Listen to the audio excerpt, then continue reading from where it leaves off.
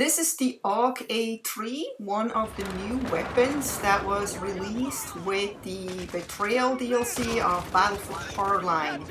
You only get this weapon if you play as an operator, and as you know, if you've been following me for a while, I'm not really a fan of the operator or medic class because I feel like there's not much I can do against vehicles.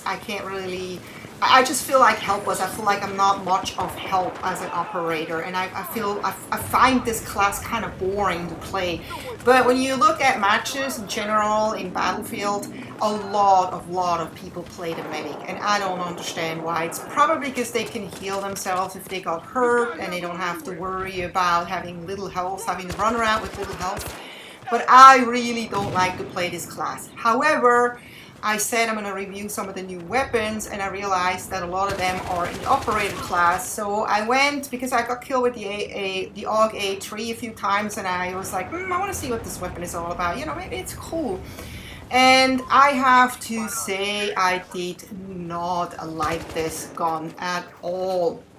I've tried everything. I played this gun all the way through until I had all the attachments unlocked, and I just couldn't get a grip on it. I was thinking, why would anyone use this gun if there's so many better guns? And that brings back another one of my points why I'm saying, why do people always request so many guns? It's like Hardline at the very beginning, when it just came out, had plenty of awesome guns. There was really no need for more guns. But the developers, trying to please the fans, were like scrambling and saying, okay, well, the fans want more guns, so let's put in more guns. And in order to balance the game, they had to basically, look at here, I'm trying to see, I've just got some sights here, so I'm gonna put a Cobra on and see how that does, because the iron sight was just terrible on this gun. Terrible. While I was just in my previous gun review, the MX4, saying that, you know, you could totally run without a sight. This gun, no way. Without the iron sight, oh, forget it. The sight made a little bit of a difference. I felt like I could quicker kill. But what I feel with this gun all the time is that it's just somehow too slow. I don't know, I may be wrong with that. I just felt like I've lost a lot of gunfights because somebody came at me with a faster gun, and this gun is just and as you can see, it's got actually, I don't know if you can see that actually, it's got actually a nasty vertical recoil, but it also has got a horizontal recoil. And I couldn't really control the recoil as much as I can do with other guns. I was just trying to, like, you know, it's got a vertical recoil, so let's pull the gun down when you shoot, but then it also has that horizontal recoil, so you gotta have to vertically and horizontally correct. And as you can see here, when people are pretty much close up to you, the gun performs well. But as soon as they're farther away, and you know, in an operator class, you would assume that, you know, you have guns where you easily can tag people out farther away. But here it's just like, as every time I try to take somebody out farther away, I felt like the gun was just so weak. It was just so weak. And you know, I'm just saying that this is a gun I personally do not recommend. I didn't really have fun with this gun at all. I felt like I only did this. It was kind of like a chore almost, having to go through all this to get all the attachments.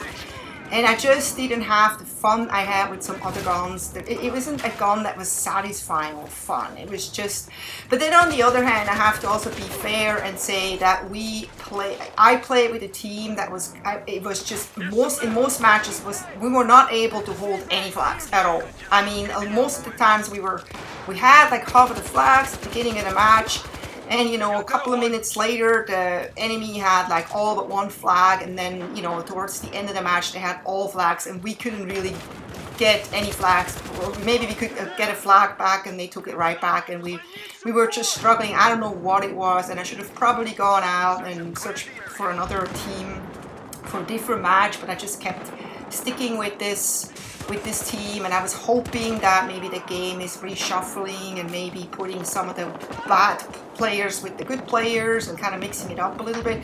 And I don't know if they do that. I don't think they actually do that, because I think like in Call of Duty, for example, a lot of times it was like this, that you know, it was like better matchmaking. It was like, you know, when they felt like some people didn't do so well, or the whole team didn't do so well, so they kind of like mix up the good players with the bad players, so it's more fair, it's more balanced. You know, if you have one team where you have like amazingly good players and the other team, they're all newbies and people that struggle, then, you know, every match is just frustrating, because, you know, you have like this one good player in here that desperately tries to save the team, but, you know, one soldier alone just can't save the team. There's just no way, no matter how good you are. I mean, you can get a lot of kills, but you can't win the match by yourself. You need your team.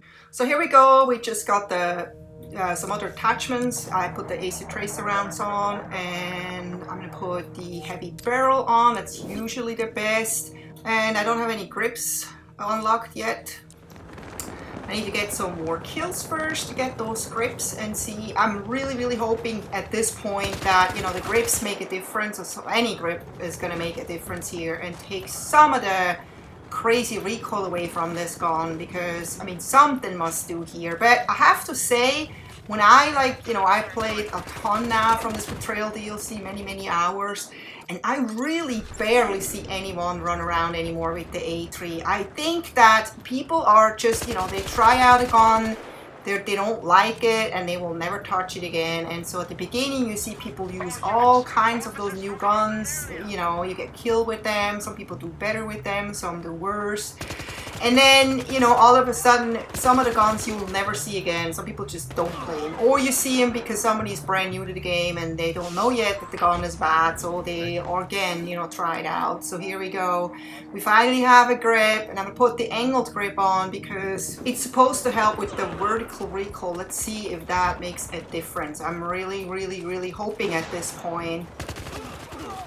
And no, I feel like this grip doesn't make any difference whatsoever. This gun feels exactly the same as it felt like when I played without the grip.